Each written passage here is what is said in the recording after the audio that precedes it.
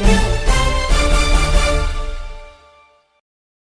வணக்கம். Hitech news TV செய்திகள். விருதுநகர் மாவட்டத்தில் சட்டவிரோதமாக பட்டாசு உற்பத்தி செய்து கொண்டு சென்றவரை போலீசார் கைது செய்தனர்.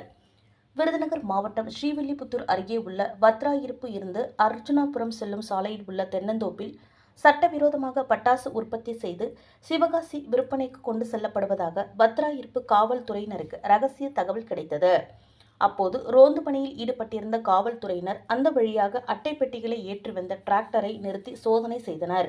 அப்போது அதில் அவர்கள் பட்டாசு கொண்டு சென்றது தெரிய வந்தது. விசாரணையில் வத்ராயிருப்பு மேலப்பாளையத்தை சேர்ந்த வெங்கடேசன் என்பவரது தோட்டத்தில் வைத்து பட்டாசு உற்பத்தி செய்து கொண்டு வந்தது தெரிய வந்தது. உடனடியாக வருவாய்த்துறையினர் மற்றும் தீயணைப்பு துறையினருடன் அங்கு சென்று காவல்துறையினர் சோதனை மேற்கொண்டனர். அப்போது தோட்டத்தில் உள்ள மாட்டுத் தொழுவத்தில் தகர செட் அமைத்து ஃபேன்சி ரக பட்டாசு உற்பத்தி செய்தது தெரிய வந்தது. 22 பெட்டிகளில் உற்பத்தி செய்த பட்டாசுகள், பட்டாசு தயாரிக்க தேவையான வெடிமருந்துகள் ஆகியவற்றை போலீசார் பறிமுதல் செய்தனர்.